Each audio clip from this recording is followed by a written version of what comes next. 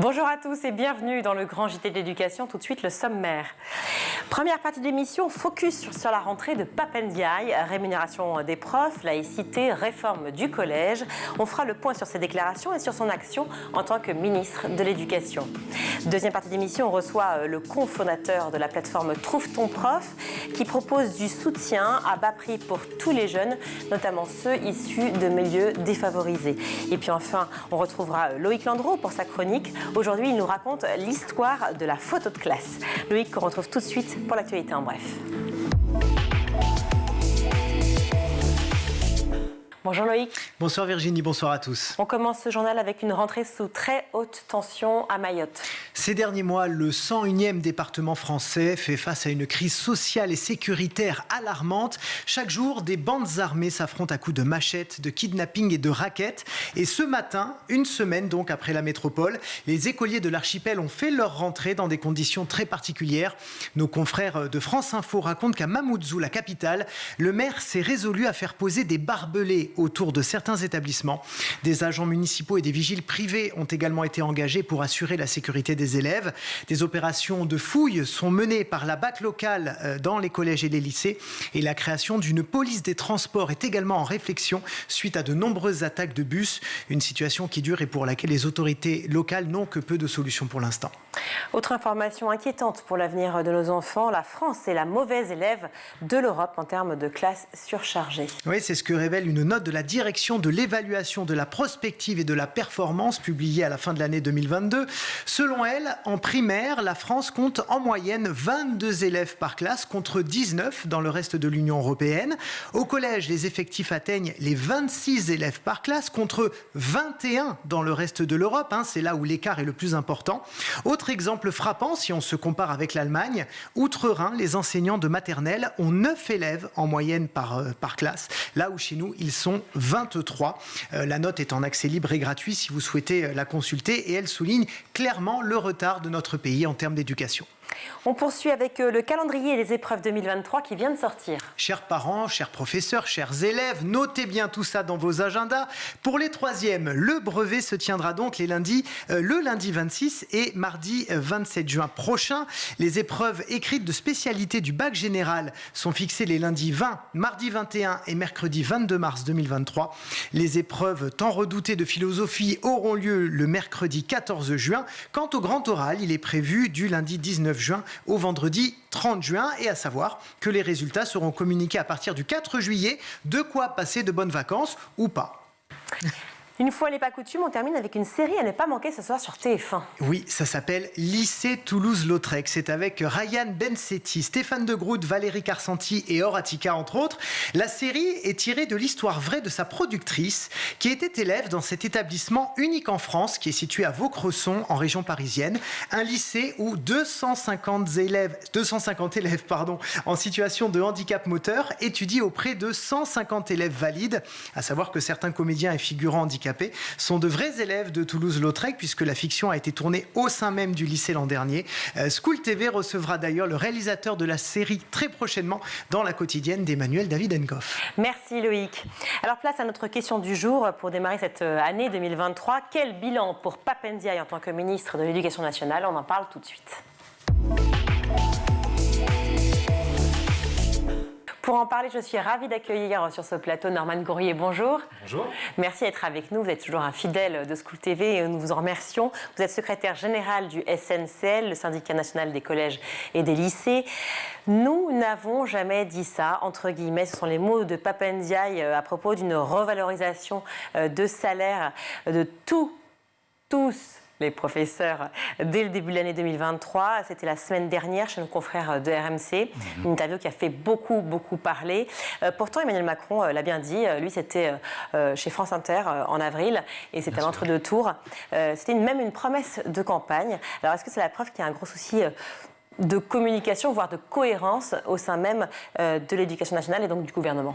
Je pense qu'il y a eu un moment pour le gouvernement entre le deux tours de l'élection présidentielle où on a senti un danger. La probabilité que Emmanuel Macron ne soit pas réélu a peut-être effleuré l'esprit de la majorité. Donc vous dites, excusez-moi, c'est important, c'était une promesse que pour la campagne, c'était politicienne. Ça a été incité, c'est quelque chose qu'on a peut-être concédé à un moment, qu'on s'est vu prêt à concéder à un moment où on avait besoin de regagner l'électorat des professeurs.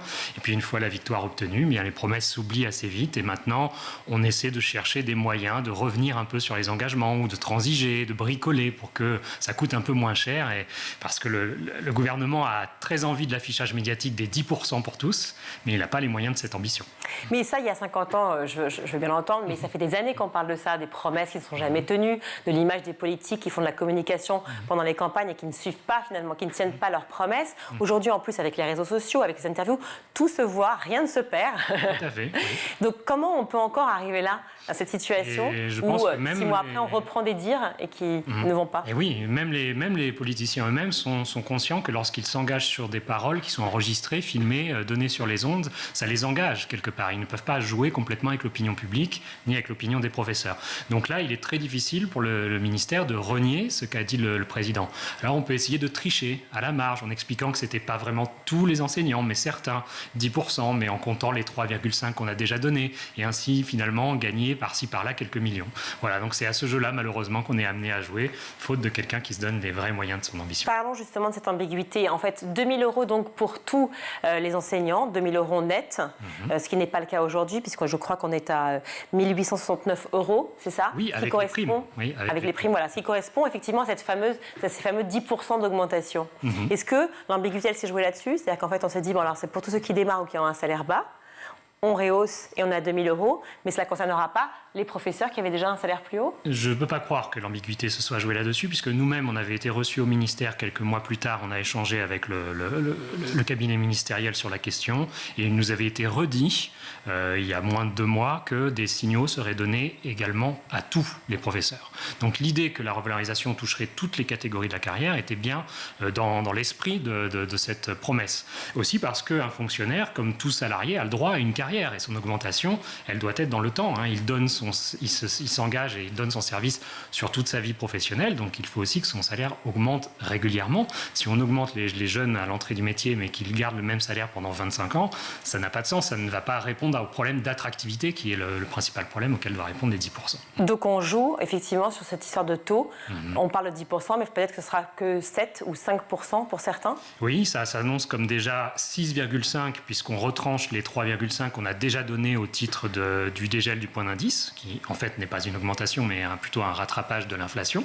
Donc déjà là, on triche un petit peu. Ensuite, les 6,5, on va les étaler plus sur les débuts de carrière et ceux qui ont 40 ans ou moins. Donc tous les collègues qui ont 40-45 ans ou plus, ce qui représente à peu près la moitié des professeurs, savent déjà que ce sera moins de 6,5. Donc vous voyez qu'on est déjà très loin de la promesse. Alors pardon, je vais être cruelle, vraiment Norman Gourier, mais vous ne m'en voudrez pas de la question parce que je pense que vous vous la posez aussi. Quel est du coup le rôle des syndicats? Est-ce que réellement, finalement, vous vous sentez écouté, ou est-ce que, la vraie question, c'est est-ce qu'ils vous écoutent? Parce que vous avez été là tout le temps, vous manifestez tout le temps. Alors, il y a le SNCL, bien sûr, mais il y en a beaucoup d'autres, évidemment. Vous intervenez dans la presse, vous intervenez ici, chez les schools et ailleurs. On a l'impression que, finalement, voilà, les promesses, il y en a effectivement pour la campagne, mais que personne n'écoute personne et que le président et peut-être le ministre de l'Éducation, finalement, fait ce qu'il veut. Alors, ils ne font malheureusement, enfin, peut-être heureusement pour nous, pas ce qu'ils veulent. Ils doivent beaucoup jouer au gré de l'opinion publique. Et donc, tout dépend de la manière dont réagit l'opinion publique aux annonces. Par exemple, avec cette histoire des 10%, il y a aussi en contexte de fond la réforme des retraites qui arrive. Si la réforme des retraites est très mal perçue par l'opinion publique, qu'il y a des grosses mobilisations de grève, à un moment ou à un autre, le gouvernement va avoir besoin de regagner la confiance de certains corps de métier. Et donc, peut-être qu'à ce moment-là, les 10% vont se réétoffer, vous voyez, pour dire aux enseignants un signal positif. Si la réforme des retraites s'annonce facile pour le gouvernement et qu'elle passe avec une majorité à l'Assemblée nationale, eh bien on peut se permettre de se fâcher avec les enseignants et donc de récupérer quelques millions. Puisque tout ça, à l'arrivée, c'est une question d'argent, d'économie et de budget qu'on doit boucler et de concessions à droite ou à gauche que l'on doit faire dans le temps, malheureusement. Si les 10% sont accordés au personnel éducatif, vous pensez réellement que le personnel éducatif et les Français de manière générale auront confiance en notre président?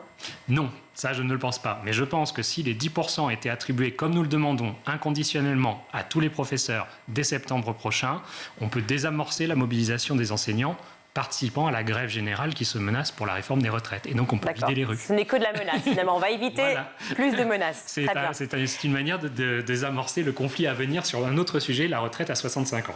Dans cette interview donnée donc sur RMC il y a quelques jours, le ministre Pap Ndiaye, et d'ailleurs il l'a annoncé aussi dans un communiqué de presse le 2 janvier, annonce son intention de faire du relèvement de niveau des élèves une priorité, avec le retour à la dictée ou le calcul mental pour les élèves de CM1 et de CM2. Et il annonce une heure de soutien pour la 6e qui sera dispensée là par les professeurs de primaire. Est-ce une bonne chose?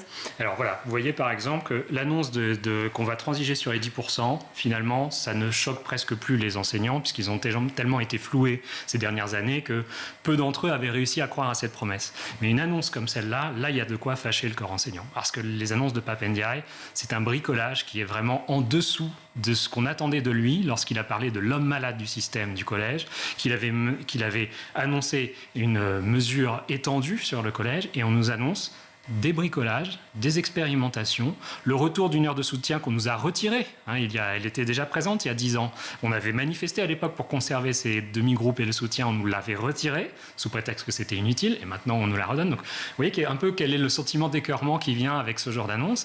Et maintenant on dit que ce sont des professeurs des écoles qui vont faire ces cours dans les collèges. En milieu hyper-urbain, comme la région parisienne, Académie de Créteil-Versailles, on n'a pas assez de professeurs des écoles pour faire les cours dans les écoles. Déjà, donc où on va trouver des professeurs des écoles pour faire ces heures.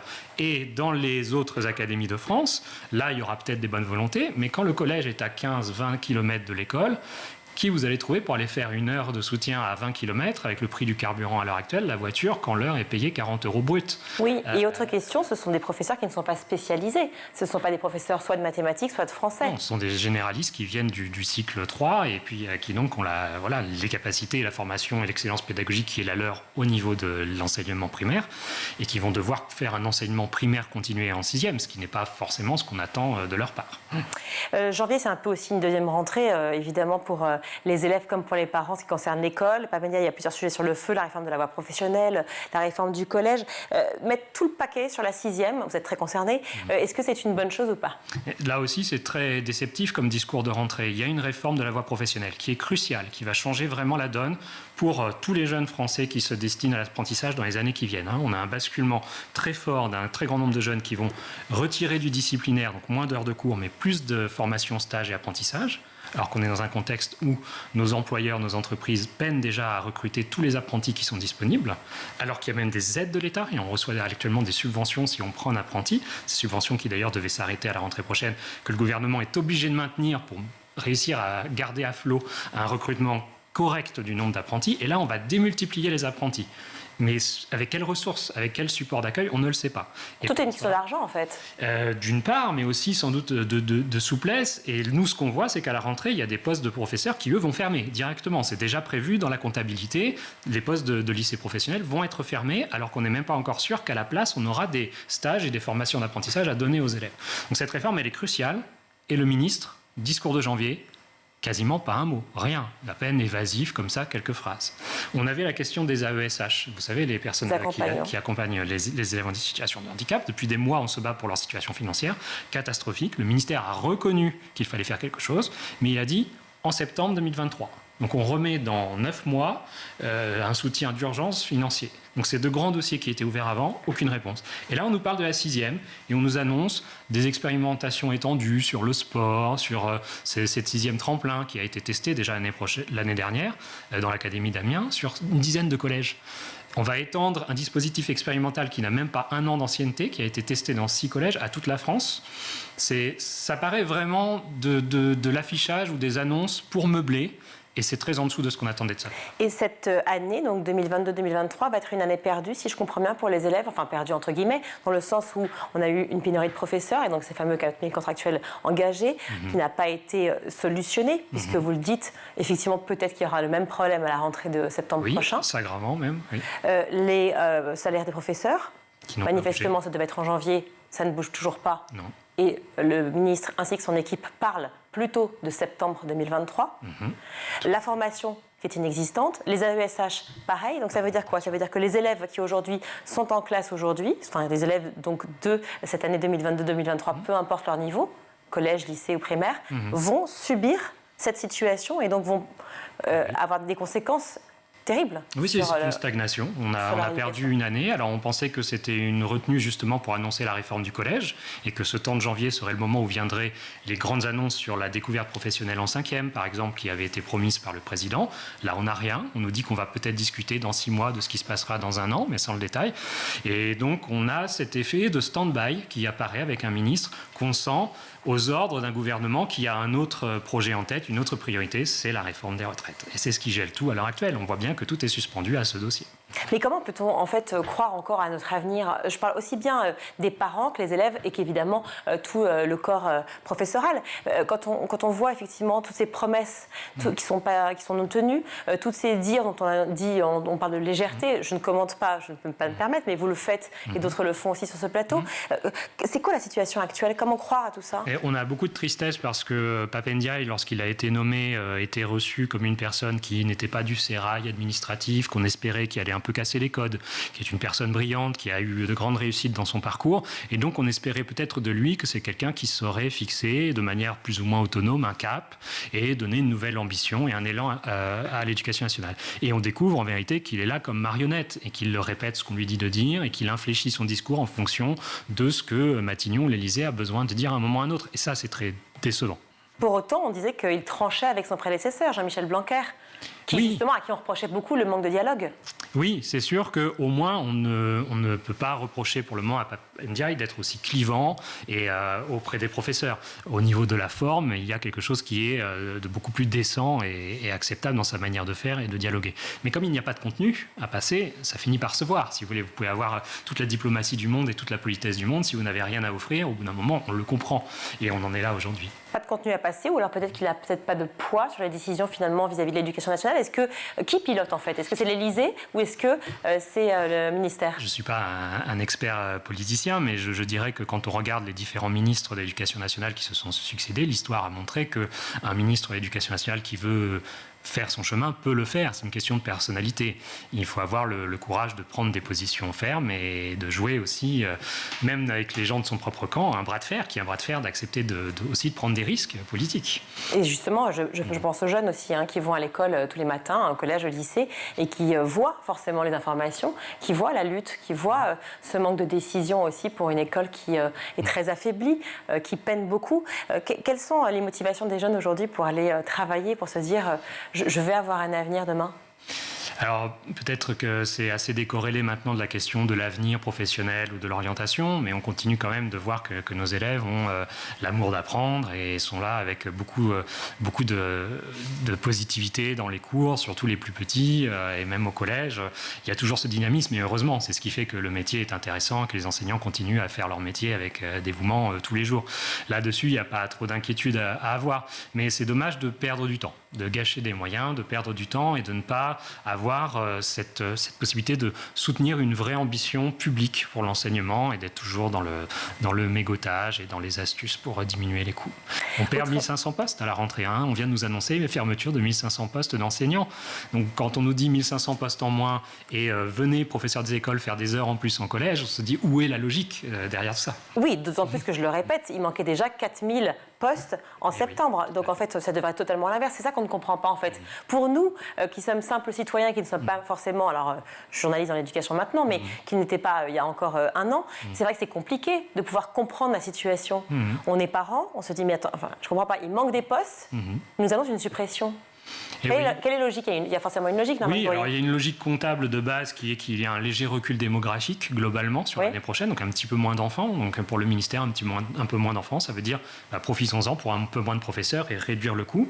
Il y a une logique comptable seconde qui est de maintenir un équilibre dans les déficits budgétaires. Donc on veut vraiment éviter que l'éducation nationale continue à à enfler et à gonfler les budgets généraux qu'on décide de sacrifier sur l'avenir de nos enfants. C'est-à-dire qu'on préfère, il faut faire des choix, hein, quand on ne peut pas tout payer, on préfère garder les militaires et les ogives nucléaires, et puis par contre un peu moins d'enseignants. Voilà, ce sont des choix de société, finalement, que les Français ne font jamais, puisque ce sont les gouvernements qui décident pour eux de l'affectation des budgets.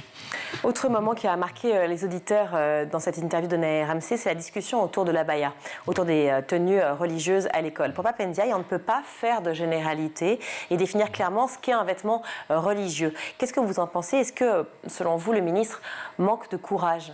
Oui, le ministre manque de courage, il fait fausse route, et en plus, là, il tend le dos avec de tels propos à une aggravation de la situation. On a bien vu monter le nombre de cas signalés dans les établissements d'atteinte à la laïcité pour port de vêtements religieux ostentatoires ou traditionnels très marqués.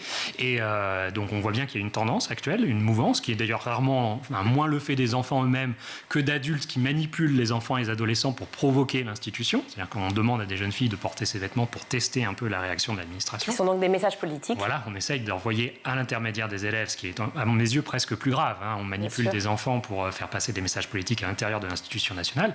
Donc là, on devait avoir un ministre ferme, comme l'avait été en 1984 ou en 1995 les ministres de l'époque sur la question du turban sikh ou du voile. On a déjà eu ces questions récurrentes en France. Ça revient, et à chaque fois, une loi ferme et une réponse ferme du pouvoir politique a réduit le nombre de signalements et a permis que les choses s'apaisent et se calment dans les mois qui suivent.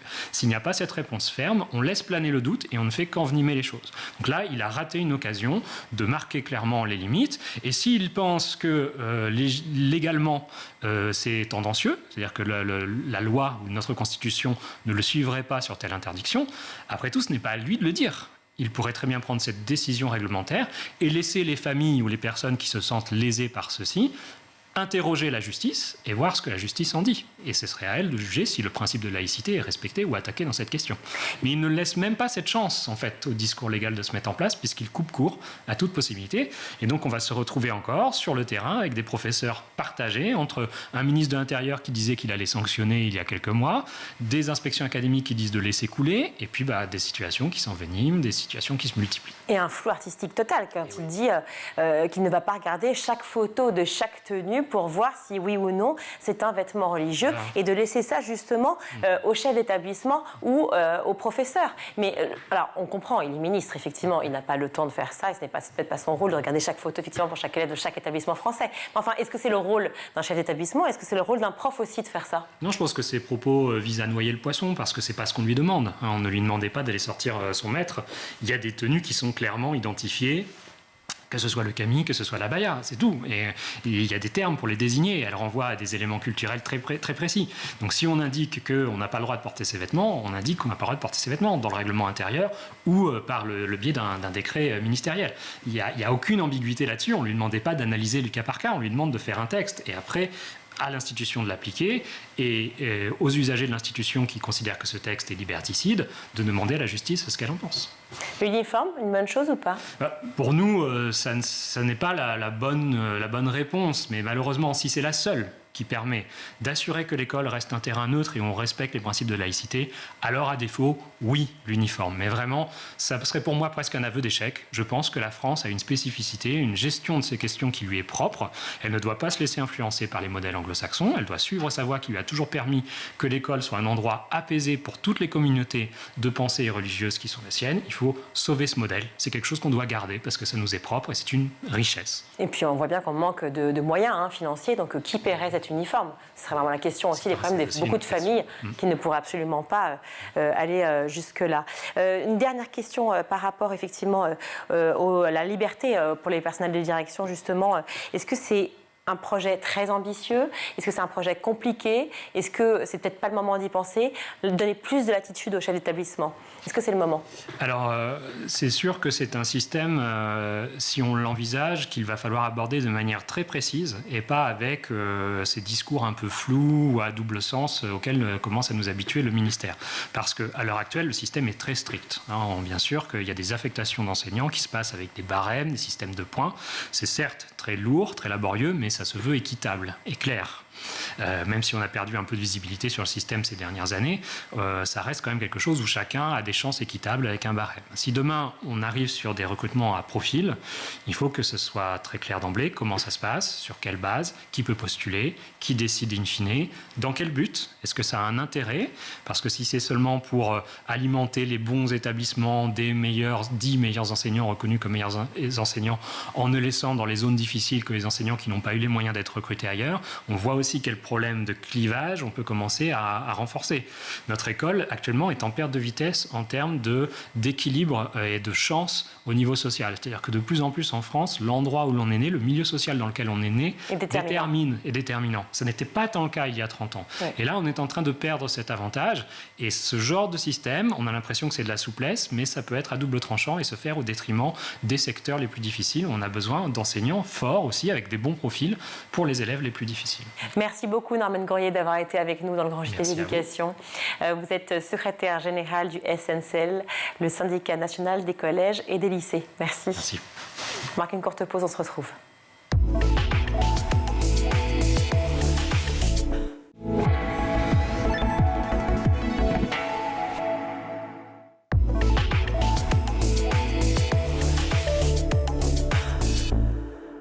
De retour sur le plateau du Grand JT, nous sommes avec Ilyas El Gabli. Bonjour. Bonjour. Merci d'être avec nous. Vous êtes le cofondateur de Trouve ton prof, une plateforme qui permet une mise en relation entre les profs et les élèves pour un soutien scolaire. Vous êtes ingénieur de formation. Qu'est-ce qui vous a poussé à créer cette plateforme ? Je pense que la genèse de Trouve ton prof, c'est une histoire personnelle. Ouais. On est tous héritiers de quelque chose ou de quelqu'un. Moi, je suis l'héritier de mon papa qui est enseignant. Donc, j'ai beaucoup d'enseignants dans ma famille. Il enseignait quoi et où ? Donc, mon papa, il était enseignant, donc il est toujours, mais c'est formateur en maintenance industrielle. Oui. De bac à bac plus 2. Donc, tout ce qui va être mathématiques et scientifique, c'est peut-être ce qui a un peu orienté mon parcours scolaire. Dans quelle ville ? Cergy. D'accord. Cergy dans le Val d'Oise. Donc vous êtes dans une famille effectivement de profs. Et à ce moment-là, vous vous dites peut-être que j'ai besoin de soutien, ou alors c'est des camarades qui vous voyez. Ce qui s'est vraiment passé, c'est que moi, dans ma ville, donc j'étais secrétaire général d'une association. Et en fait, j'accompagnais sur toute la partie scientifique, donc de par mes études. Et un jour, il y a une dame qui a passé le seuil de la porte et elle avait mis ses études en stand-by pour pouvoir élever ses enfants. Et en fait, ce qui s'est passé, c'est qu'elle était en deuxième année de BTS Compta, mais en maths, c'était très, très compliqué. Donc, je l'ai accompagnée pendant 1 an en maths. Elle a réussi à avoir 14 à son BTS. Bravo. Et elle m'a dit quelque chose, je pense, qui a été la genèse de Trouve ton prof. Ilyas, si je t'avais trouvé plus tôt, j'aurais eu mon BTS plus tôt. Elle habitait juste à côté de chez moi. Elle ne le savait pas, je ne le savais pas. Et c'est là où, en fait, finalement, j'ai commencé à avoir cette idée de me dire, est-ce qu'il y a une application qui permet de trouver un prof particulier ? Et en cherchant, et j'ai pas trouvé, et c'est là où j'ai commencé à faire mes petits croquis dans mon coin et à commencer le développement de Trouve ton prof. Alors c'est une solution parfaite, Trouve ton prof, pour aider les parents qui recherchent des cours particuliers pour leurs enfants. J'imagine que ça vous est arrivé aussi, Loïc. Moi j'ai pris des cours de maths particuliers pendant des années parce que je suis nul, et pour moi, je suis resté nul de fait. Mais parce que vous ne connaissiez pas Ilyas à cette époque-là. Pour sortir des voies classiques qu'on connaît, type Academia ou d'autres, on peut peut-être les citer pour pas avoir de problème avec la concurrence. Exactement. Il y a qui d'autre comme concurrent ? Il y a Superprof, pour pas les citer. Donc je pense qu'il y a 2 grands axes, les agences classiques. Comme vous l'avez cité, la marque au grand A, et les plateformes numériques. Donc il y a plus de 80 acteurs de soutien scolaire en France aujourd'hui. Qu'est-ce qui vous distingue du coup ? Aujourd'hui, c'est vraiment l'impact social finalement, et la possibilité, en tout cas l'objectif de rendre accessible financièrement les cours particuliers. Donc si Retrouve ton prof, c'est entre 10 et 20 euros maximum, et c'est avec une plateforme géolocalisée, un peu comme Uber finalement, même s'il ne faut pas parler trop d'ubérisation parce qu'on peut avoir des problèmes, mais c'est une barge. On tape maths par exemple seconde et on trouve des profs disponibles à l'instant T autour de soi. Donc soit en distanciel, parce qu'on a développé un système de visioconférence avec le Covid, soit en présentiel, et ça commence à revenir tout doucement.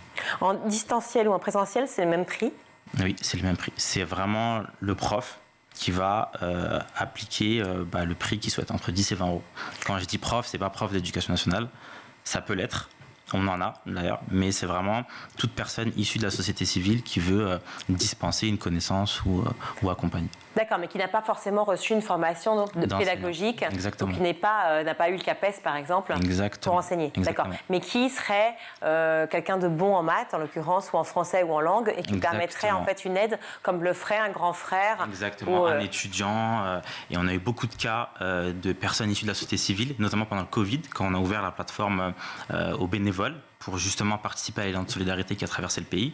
Et on a eu de belles histoires, des ingénieurs de Marseille qui donnaient cours à des fratries en distanciel sur Trappes, dont la maman n'avait pas les moyens de se payer des cours particuliers, par exemple. Bien sûr, évidemment. C'est toujours très très cher. On parlait des prix. Je crois que des cours classiques particuliers avec les plateformes dont on a parlé avant, c'est je crois 35 € à peu près. En moyenne, ça peut monter très vite. De l'heure, de l'heure. Et c'est ce que je disais tout à l'heure quand j'étais en train d'attendre avec la personne juste avant qui est passée. Et je lui expliquais que ça pouvait monter pour les prépas et bac plus 3, bac plus 4, jusqu'à des 120, 130 €. Ça va super vite. Et surtout quand l'enseignant est un enseignant, on va dire, de l'éducation nationale ou du supérieur. Alors, qu'est-ce qui fait que justement, en dehors de votre sympathie et de votre talent, les étudiants ou personnes, en tout cas les profs en question, décident, enfin j'appelle ça des profs particuliers, décident de travailler avec vous, car forcément le salaire est moins intéressant. Je pense qu'il y a vraiment cet effet Covid, comme j'ai dit tout à l'heure, où les gens maintenant ne vont pas le faire uniquement pour l'argent, mais ils vont le faire aussi pour avoir un impact social. Et on le ressent de plus en plus, nous, sur la plateforme, quand on échange avec les profs qui viennent s'inscrire, c'est donner du sens à ce qu'on fait. Et je pense que ce soit les étudiants ou les personnes issues de la société civile, ce fameux donner le sens à ce qu'on fait a une place prépondérante aujourd'hui en 2023. Oui. Justement, ce qui est intéressant, c'est de quelle manière vous vous assurez que les profs, qui donc n'en sont pas toujours, ont les capacités nécessaires pour apprendre correctement les maths, le français, l'histoire. Comment vous vous assurez finalement que ce qu'ils transmettent est juste, tout simplement? Sur le même modèle un petit peu que Airbnb, il y a des avis et des notations. Donc, mais est-ce que vous avez un entretien avec eux au préalable? Non, nous on n'a pas d'entretien préalable, mais on fait valider les profils, puisqu'il y a une photo de profil, il y a une carte d'identité pour valider l'identité, et il y a une description. Et on se rend compte au fil de l'eau, et plus on développe la plateforme, plus les descriptions sont vraiment complètes, et on sent vraiment finalement le sérieux et l'expérience des personnes qui postulent. Parce que même si on ne sait pas donner de cours en mathématiques, on va tester peut-être une fois, mais on va vite voir, nous, de notre côté, que la personne n'est pas compétente, soit parce qu'on a un mauvais retour de l'élève ou des parents. Les cours se donnent chez les enfants, enfin chez les élèves? Ça peut être chez les élèves, ça peut être à la bibliothèque, ça peut être n'importe où. Parce qu'en fait, à partir du moment où on arrive sur la plateforme, on va trouver l'enseignant, donc le prof, on va échanger avec lui via une messagerie intégrée et on va choisir le lieu. Donc en fait, ça peut être à la convenance de l'élève ou du prof. Donc en fait, ils se mettent un peu d'accord, c'est un consensus. Oui, parce que ça peut être inquiétant pour les parents aussi de faire venir quelqu'un chez soi. Exactement. Surtout quand ils ne sont pas là et qu'ils travaillent. Exactement. Mais même quand ils sont là, ça peut être toujours un peu compliqué. Exactement. Donc vous avez aussi peut-être un des petits partenariats avec les bibliothèques dont vous parliez de vraiment quartier. Localement, donc sur la ville de Cergy dans le Val d'Oise. Mais c'est vrai qu'à l'échelle régionale et internationale, pas encore. Donc peut-être que c'est le moment de faire passer un appel, mais voilà, il y a des tiers-lieux ouverts, publics, dans lesquels on peut se retrouver. Mais voilà, l'objectif, c'est vraiment aussi de pouvoir avoir ces tiers-lieux partenaires comme dont vous en avez parlé. Et ces profs particuliers doivent signer une charte de bonne conduite ? Ils sont obligés de le faire parce que je pense que c'est important au moment de l'inscription que nous on puisse s'assurer du fait qu'ils vont respecter leur part du contrat dans le sens où ils sont obligés, ou en tout cas je dirais, d'accompagner les jeunes de la meilleure des manières. Après, il y a bien entendu cette partie d'expérience. Et on a le retour vraiment avec les notations et les commentaires des parents ou des élèves. Quand vous dites leur part du contrat, c'est quoi le contrat en gros? C'est de dire tu vas donner au maximum pour que l'enfant comprenne? Voilà, exactement. C'est vraiment de donner le maximum de sa personne et de sa compétence, parce qu'on se rend compte rapidement que ça peut devenir un mentor et que le cours particulier, il peut être one shot, mais si l'enseignant est de qualité, ça peut, ou en tout cas nous c'est notre objectif, il y a un parcours sur du long terme, quoi. Alors c'est intéressant quand vous dites mentor, parce qu'effectivement ce sont aussi des personnes de la société civile, donc qui ont aussi des professions tout à fait différentes et qui peuvent donner un éclairage aussi à tous ces jeunes qu'ils rencontrent sur leur métier. Exactement, c'est pour ça qu'on développe des initiatives aussi, comme Une semaine pour tout changer, qui permet justement de pouvoir accompagner les jeunes en décrochage vers une insertion professionnelle réussie. Et on s'est rendu compte dans un département comme celui du 93 que 35% des jeunes sont au RSA depuis plus de 6 mois. Et ça, c'est vraiment l'effet Covid. Et en grattant un petit peu, en cherchant, en ayant différents entretiens avec ces jeunes, on se rend compte que c'est la maîtrise du français à l'écrit et à l'oral. Et c'est ça qui pêche. Et donc sur cette semaine qu'on a développée avec un écrivain qui s'appelle Rachid Santaki, oui, qu'on connaît bien, qu'on a développé sur une semaine, un accompagnement petit à petit jusqu'à les orienter vers des structures pour qu'ils puissent faire des immersions dans différents secteurs et se rendre compte que y a des possibilités de s'insérer plus facilement avec une maîtrise de la langue écrite et orale. Et comment réagissent les élèves? Ils sont positifs? Ils sont super contents. Ils se rendent compte que finalement, le français, c'est pas forcément comme ce qu'on a pu apprendre à l'école et que ça a une fin. Le fait de maîtriser la langue, ça permet s'ouvrir pas mal de portes. Alors on parle de mathématiques et de français, ça me fait penser à l'actualité récente. Pape Ndiaye a mis en place veut mettre en place en tout cas une heure de soutien en mathématiques et en français en 6e pour justement tous ces problèmes que vous évoquez. Une heure supplémentaire. Une heure supplémentaire, c'est ça exactement, de soutien qui va être dispensé d'ailleurs par les professeurs des écoles. Donc on revient d'ailleurs aux fondamentaux. Ça m'intéresse d'avoir votre vision là-dessus. Est-ce que ça suffit et où est-ce que vous constatez que le niveau est tellement bas qu'il faudrait un changement drastique? Si vous étiez ministre de l'Éducation par exemple, qu'auriez-vous fait sur ce point-là? Je pense... Si vous devenez ministre, vous revenez. Hein. en primauté, oui. En priorité. En fait, je pense que c'est déjà un bon début. Le fait qu'on se dise qu'il y ait déjà une heure de renforcement. Je pense que vous le savez, c'est pas suffisant, surtout quand les jeunes sont en difficulté. Quand on est dans une classe de 30 élèves, c'est compliqué pour un enseignant de pouvoir juger ou en tout cas de pouvoir voir très rapidement quels sont le niveau de chacun. Et ceux qui sont peut-être un petit peu timides ou qui n'arrivent pas à exprimer leurs difficultés vont peut-être être laissés sur le bas-côté. Donc je pense que c'est déjà c'est un premier pas, mais c'est pas suffisant. Il faudrait essayer de faire en sorte d'avoir plus d'heures de cours particuliers, de voir comment est-ce qu'on peut mettre comment on appelle ça, dans la boucle tous les acteurs de l'éducation, en tout cas du cours particulier, pour faire en sorte d'avoir plus de cours particuliers et de savoir comment est-ce qu'on peut trouver des solutions pour accompagner tous ces jeunes en difficulté. La plateforme Trouve ton prof pose aussi la problématique des inégalités sociales, de la mixité sociale dont vous parlez. On sait, selon les chiffres de l'indice de position sociale, que lorsque les enfants naissent dans un milieu défavorisé, malheureusement, ils ont moins de chances de faire de bonnes études et de réussir que les autres, ce qui évidemment est dramatique. Vous, votre baseline, si je puis dire, chez Trouve ton prof, c'est de dire l'échec n'est pas une fatalité et peu importe d'où tu viens, tu as les possibilités de réussir. Exactement, parce que pour nous, le savoir et la connaissance sont des leviers profonds d'épanouissement personnel. Et on se dit que aujourd'hui, c'est vrai que les études, quand on les regarde, elles font un peu peur. Quand on regarde PISA, par exemple, le programme international de suivi des acquis, qui explique que la France est le pays où l'origine sociale a le plus d'impact sur la réussite scolaire et sur l'insertion professionnelle, ça fait un peu peur. Et puis il y a de belles histoires et on se rend compte que même si on est originaire d'un milieu social différent, on peut réussir. Il faut s'en donner les moyens, mais il faut être entouré. Donc l'objectif, c'est vraiment, et l'entourage se fait aussi par un accompagnement scolaire. Merci beaucoup d'avoir été avec nous, Ilyas El Gabli. Avec plaisir. Pour nous parler de votre plateforme que vous avez cofondée avec Aymen Jamé et Thibaut Estublier. Voilà, la plateforme Trouve ton prof, qu'on peut retrouver donc assez facilement sur Internet, j'imagine. Ouais, sur les stores, sur Internet, sur les réseaux sociaux, un peu partout. Merci beaucoup d'avoir été avec nous. Est-ce que vous êtes prêt pour votre chronique? Tout à fait prêt. La photo de classe, ça vous parle? Vous avez fait une photo de classe chaque année, oui. Ilyas? Ouais. Voilà, il va nous raconter la photo de classe.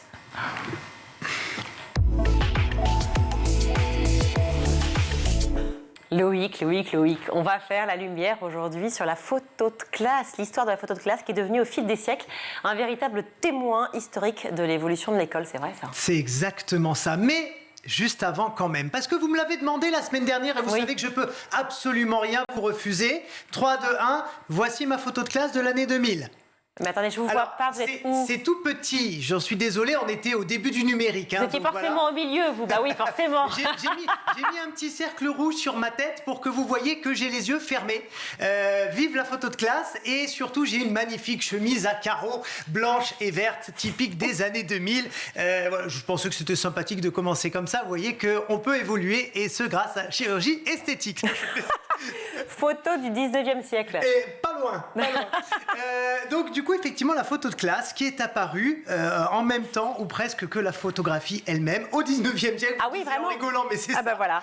1839, très exactement, quand Louis-Jacques Mandé-Daguerre, un décorateur de théâtre parisien, présente le daguerréotype, qui est le premier appareil photographique de l'histoire. Concrètement, l'image était fixée sur une plaque de cuivre enduite d'une émulsion d'argent et développée ensuite aux vapeurs d'iode. Voilà. Et l'invention a tellement impressionné la communauté scientifique que l'État a tout de suite racheté le brevet pour le verser dans le domaine public et permettre en fait à tous les inventeurs d'implémenter et de continuer à développer l'appareil. Mais il y avait un problème de temps de pause. Oui, ça, fallait rester 15 minutes comme ça. Sans bouger, 15 minutes, c'était... Sans cligner des yeux. Et oui, sans rien faire, parce que sinon c'était flou. Donc au début, forcément, le daguerréotype, c'est pour photographier des natures mortes. Voilà, la nature, c'est comme ça que ça fonctionne. Mais à peine un an plus tard, donc en 1840, on réussit à passer de 15 à 1 minute de pause seulement, et c'est là que les portraits commencent en fait à se développer, tout comme d'ailleurs les ateliers de photographie un petit peu partout dans Paris. Et tout comme la photo de classe. C'est ça, vers 1860, sans savoir vraiment d'ailleurs qui a eu l'idée en premier, la photo de classe connaît un grand succès dans les villes, mais aussi dans les campagnes, puisque figurez-vous qu'il y avait des photographes ambulants qui parcouraient la France avec leur petit appareil comme ça, et effectivement, ça a eu un énorme succès tout de suite. Regardez d'ailleurs cette photo, est-ce qu'il y a quelque chose qui vous interpelle? Ah bah, ils n'ont pas l'air contents. Avec les bras croisés comme ça. Et oui, mais c'est dû justement au temps de pause nécessaire, parce qu'on demandait aux enfants de ne pas bouger pendant 1 minute, ou en tout cas au moins 30 secondes selon les appareils. Et le truc le plus simple pour les faire tenir en place, c'était de leur faire croiser les mains, pour pas qu'ils puissent faire des mouvements comme ça. En tout cas, la photo de classe se généralise avec l'instauration de l'école gratuite et obligatoire de Jules Ferry à partir de 1881. Et alors, pas du tout comme une Madeleine de Proust qu'on va pouvoir regarder quand on sera vieux en se disant « Ah, c'était le bon temps !»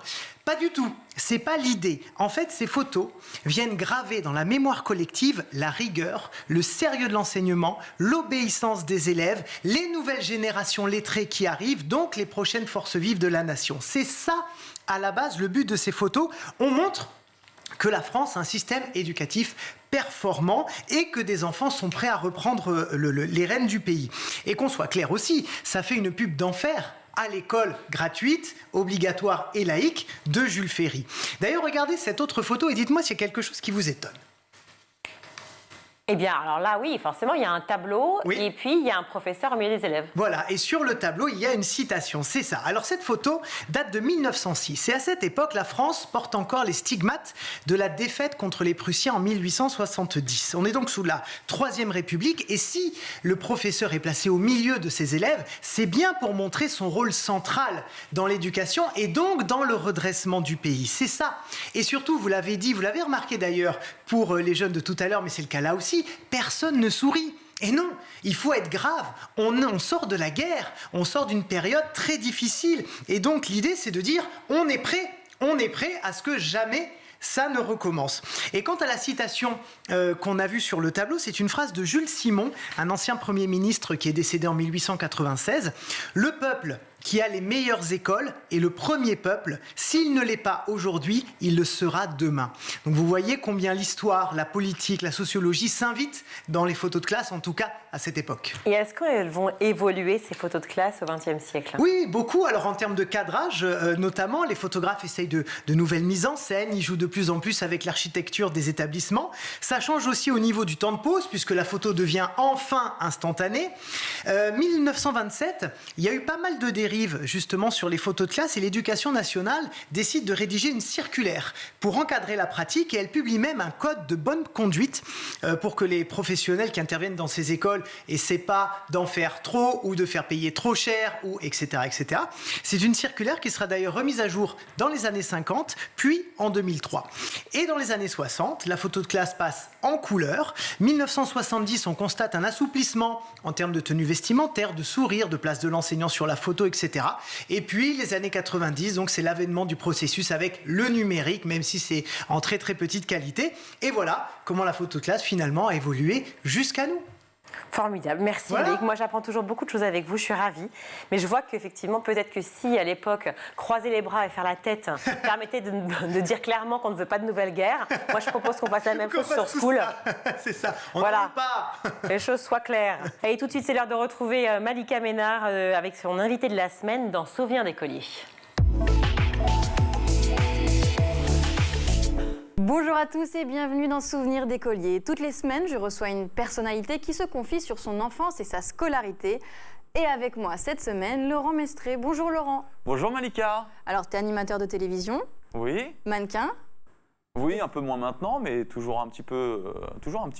Tu t'es fait connaître du grand public en 2011 C'est ça, en participant à Koh-Lanta. bien vu. Et si tu es là aujourd'hui, ça a échappé à tout le monde, il n'y a que moi qui sais. Si tu es là aujourd'hui, c'est parce que tu nous présentes une nouvelle facette de ta carrière. Tu viens de sortir un livre, Ouais, c'est ça. Programme Programme Smile. sport et smile. D'où t'es venue cette envie d'écrire un livre? Je sais pas, je prenais ma douche, je me suis dit tiens, faut que j'écrive un livre. C'est vrai? Non. Non. Bah depuis longtemps, ça me trottait, j'avais envie de faire un truc, mais je savais pas trop quoi faire. Mon objectif, c'est que vraiment il y a quelque chose à apporter aux gens et tout. Donc on en a parlé un petit peu avec une agence avec laquelle je bosse, que tu connais très bien. Oui. Et donc on a commencé à démarcher des maisons d'édition. Donc on s'est démarché de marabout. Et puis on s'est dit tiens, est-ce qu'on pourrait faire un truc ensemble? Et puis on s'est mis sur l'idée de faire un truc sur le sport parce que j'aime beaucoup exercer. Je donne des cours également à droite à gauche. Ah, t'es aussi coach? Ouais, je suis coach. Ok. Ça fait depuis 5-6 ans que je bosse avec Basic Fit. Voilà, j'entraîne aussi avec des potes, beaucoup, des entraînements que je partage. Et puis j'expose un petit peu ma philosophie dedans. Donc je parle également de positive attitude, voilà, comment garder le smile, comment T'as toujours le sourire, toi. Bah la vie est belle, pourquoi faire la gueule? Est-ce que tu pourras avoir d'autres projets d'écriture dans le futur? Je sais pas. En fait, peut-être plus tard. Mais pas tout de suite, je pense, hein, parce que ça demande un peu de temps quand même déjà, il y a du taf. Hein. T'as tout écrit? Non, en fait, je voulais pas trop parler de... Enfin, je parle de moi, hein, je parle de moi, de mon vécu, de comment j'ai pu me motiver à travers mes aventures. Et donc, il y a un peu d'autobiographie, mais pas trop. Donc, si j'en refais un, ce sera plus tard, en espérant Une vraie qu'il y ait grande d'autres autobiographie. choses, hein, et si je suis encore sur Terre. Bon, on arrête de parler du futur, on va remonter un petit peu le temps. Pour commencer, t'étais quel genre d'élève? Moi, voilà. J'étais pas mauvais élève, enfin, je veux dire, j'étais pas mauvais à l'école, mais j'étais tout le temps sur la lune, chercher des activités. J'étais un peu, voilà, ailleurs. Ouais. Je faisais pas des conneries, mais j'aimais bien rigoler. T'étais dissipé? Rigoler. Ouais, dissipé, très dissipé. Je dissipais pas les autres, hein. Bah, Et on était un ou deux, franchement, je me souviens, on regardait par la fenêtre pendant le cours d'espagnol. Il y en avait un qui passait, on disait tiens, regarde, il y a ton rep en bas et tout. Non, mais c'était. Il y a ton rep en bas. Ouais, c'était non, mais on était voilà, dès qu'il y a un truc qui m'intéresse moins, j'étais moins concentré. Mais dès qu'il y a un truc qui m'intéresse, par contre, alors là, je suis vraiment à fond Et qu'est-ce dedans, qui je suis t'intéressait justement? beaucoup les maths, j'étais Ouais. très à fond sur les maths. Tout ce qui est aussi le sport, forcément, sport, ouais. mais c'est surtout la musique, j'aimais beaucoup la musique. Et puis tout ce qui est artistique, tout ça, mais les maths, j'aimais beaucoup les maths. Et t'as grandi où? J'ai grandi dans le 94 au Kremlin-Bicêtre et j'y habite toujours. C'est Je vrai? suis né en T'as pas 1900 bougé? Toujours. Je suis né en 1982, bon à Paris 13, mais juste Pas à très, très l'hôpital. loin, ouais. Et j'ai grandi au Kremlin-Bicêtre et j'y suis toujours. 9-4. Comment ça se fait? Parce que j'ai tous mes potes, toute ma famille là-bas, j'ai toutes mes racines, je connais tous les coins pour rouler vite et tout. Donc non, je suis très bien là et je ne vais pas partir de là, quoi. T'as gardé les mêmes amis d'enfance? Toujours les mêmes, ouais. Ceux qui étaient avec toi à l'école? À l'école, même en maternelle, même au lycée, j'ai toujours les mêmes potes. C'est Toujours. énorme. C'est très rare quand même. C'est un endroit où ouais, j'ai toute ma famille aussi, j'ai mes sœurs qui habitent à côté. Elles aussi, elles sont. Ouais, elles sont à côté, à Ivry, pas loin, mais c'est des endroits où t'as fait toute ton éducation, toute ton enfance là-bas, donc c'est dur de se décrocher de là-bas. C'est difficile de se refaire de nouvelles amitiés parce que les autres ne comprendront pas l'humour que tu as. Enfin, c'est vraiment une affinité que je ne pourrais pas avoir ailleurs, quoi. Pourtant, toi, tu as été amené à rencontrer énormément de monde. Ouais. J'ai eu d'autres amis qui se sont formés, mais ma racine se fait vraiment là-bas. Ça veut dire aussi que c'est une enfance heureuse. Ouais, j'ai vraiment été heureux. Bon, j'étais un peu foufou, hein. Je faisais un peu de. Tu faisais des bêtises ou pas Ah bah oui, ouais. Combien de fois je suis rentré chez moi avec des coupures ici, des dents cassées. Pas bagarré, mais voilà, Ah, t'étais casse-cou. Casse-cou, très casse-cou. Et le sport m'a vraiment calmé. J'ai commencé le sport à 11 ans, 12 ans, et ça m'a un peu calmé. Mais avant, ouais, laisse tomber, marrant. Mais ma mère, elle devenait dingue, quoi. Ah oui, j'étais tout le temps, je rentrais en sang et tout. Parce que voilà, nous, on n'avait pas les réseaux sociaux, on n'était pas la tête dans le TikTok, tu vois, on n'était pas sur Instagram. Vous avez besoin de sortir dehors et d'être ensemble. On traînait, dès qu'il y avait le marchand de glace, « maman, balance-moi 5 francs !» Donc on traînait dehors, quoi, tu vois, et c'est là que je me suis un petit peu formé dans la débrouillardise, dans le sport, tout ça. Je me suis fait dans la rue un petit peu. C'est déjà la fin de ce numéro. On se retrouve demain, toujours en compagnie de Laurent Mestré, pour la suite de Souvenirs d'écoliers. À demain. Merci Malika et à demain. Tout de suite, c'est le meilleur de School TV avec le Zap.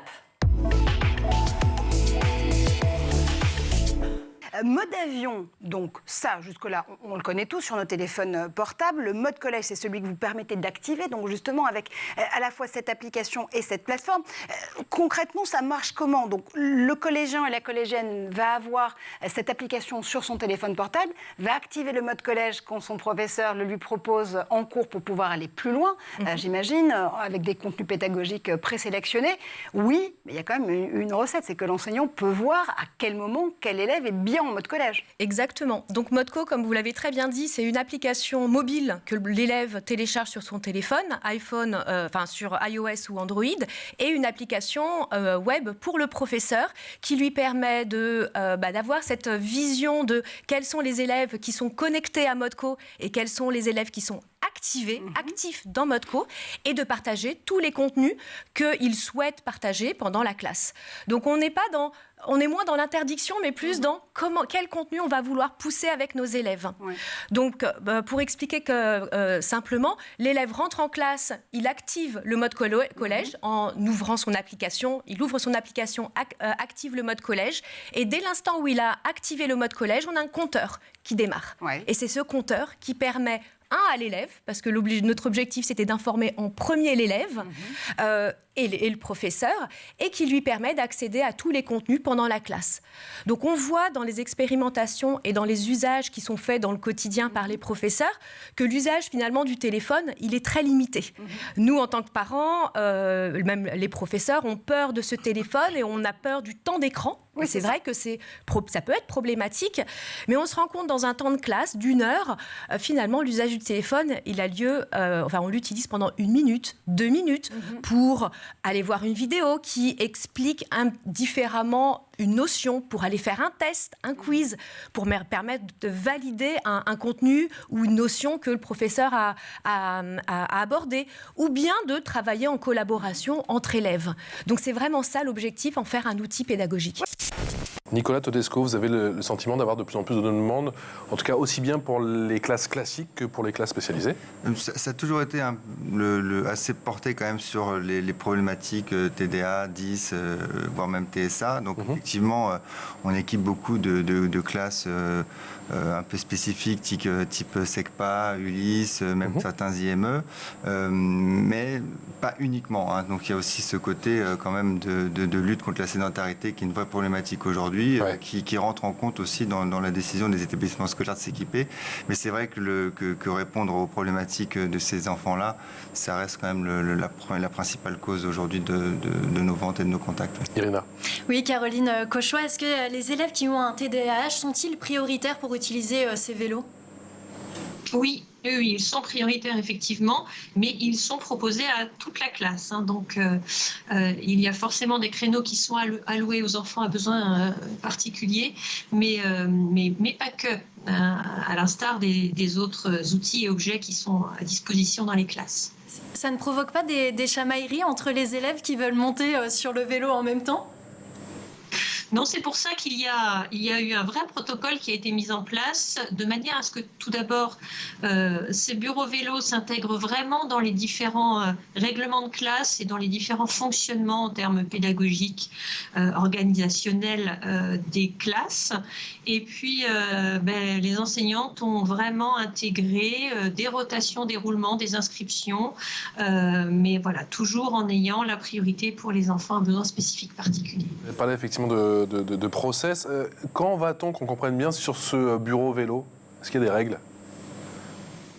Alors oui, il y a des règles, c'est-à-dire qu'il y a des moments qui sont quand même plus spécifiques.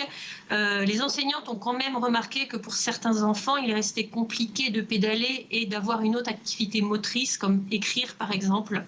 Donc, l'utilisation des vélos bureaux ou des bureaux vélos reste privilégiée sur les temps d'écoute, d'apprentissage, de lecture qui vont nécessiter certes de la concentration, mais la mobilisation du corps plus privilégiée pour le pédalage.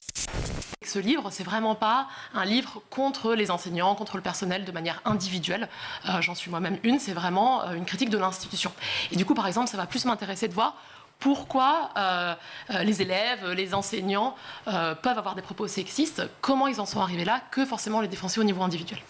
Vous montrez aussi que ça va se nicher dans les programmes. Alors on avait accueilli ici même à la rentrée Julien Marcet qui a publié La revanche des autrices, enquête sur l'invisibilisation des femmes. Donc lui parlait vraiment de ces programmes que vous connaissez bien, sont les programmes de français.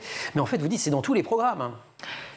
Vous voulez dire pas seulement en français? Oui. Bien sûr, c'est quelque chose qu'on peut voir partout, par exemple en histoire. Alors c'est vrai que moi, donc avec une formation de sciences humaines, j'ai l'impression que j'arrive mieux à le voir dans les programmes de sciences humaines, donc par exemple en histoire, en philosophie au lycée, mais aussi je pense que c'est quelque chose qu'on peut étudier en sciences, comment on représente les corps, est-ce qu'on représente des corps qui sont toujours binarisés.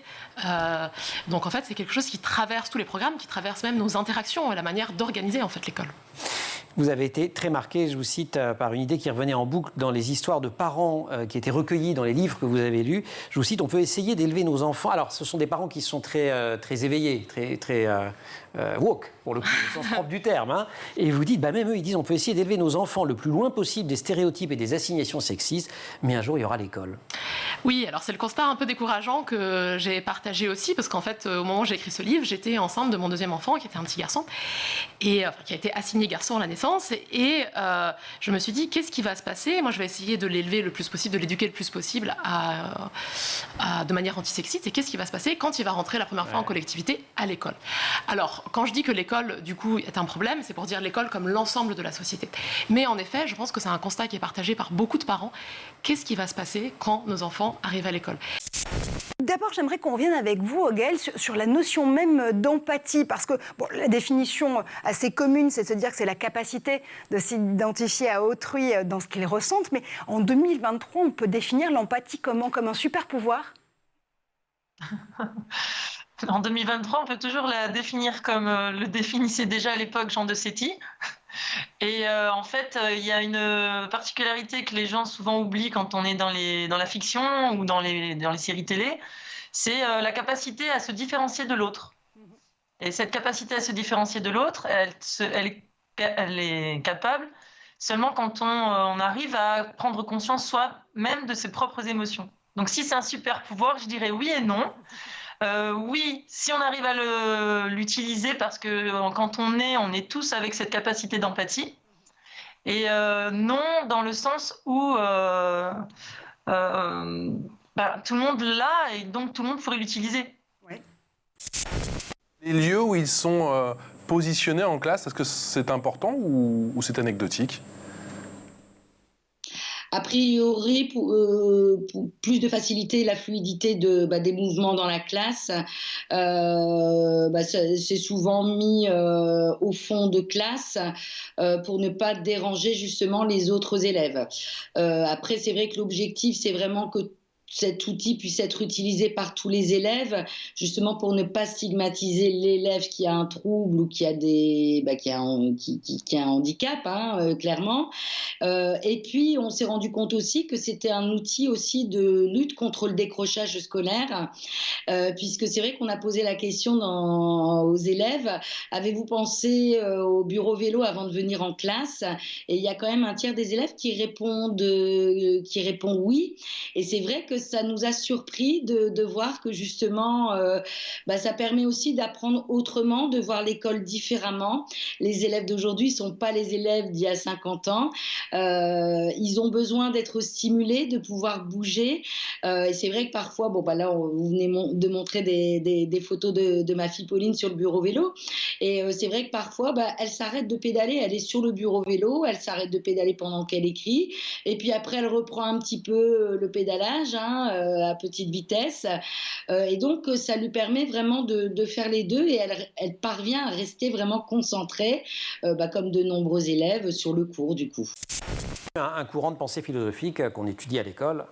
L'existentialisme est un humanisme, dit Sartre, c'est-à-dire qu'un être humain n'est déterminé que par ses propres choix. C'est nous qui choisissons de nous emparer ou de lutter contre les influences historiques et sociales qui peuvent agir dès l'enfance sur nos vies, dit Sartre. Et c'est un des grands concepts que l'on voit donc en philo, en terminale, et qui, dans le cas de Simone de Beauvoir, s'applique à la condition féminine. Tout à fait. C'est cette thèse centrale de son essai Deuxième sexe pour Simone de Beauvoir. C'est la société masculine qui pose la femme comme seconde. La femme n'est pensée que par rapport au masculin et jamais pour elle-même. C'est donc aux femmes de s'affirmer et d'exister. Les actes de chacune d'entre elles peuvent permettre de faire évoluer cette condition. Et certains historiens estiment donc que Simone de Beauvoir ne devient véritablement féministe qu'après mai 68, quand les femmes elles-mêmes s'affirment et affirment leur liberté. Vous citez 68, au-delà de ses convictions, Simone de Beauvoir, elle assume un fort engagement politique aussi. Oui, bien avant la parution de ses écrits, elle intègre le Parti socialiste à l'âge de 18 ans. En 1945, elle écrit dans Les Temps modernes, revue de gauche créée par Jean-Paul Sartre. Elle prend position, bien sûr, pour le droit des femmes, mais également pour l'indépendance de l'Algérie ou encore contre l'acharnement thérapeutique.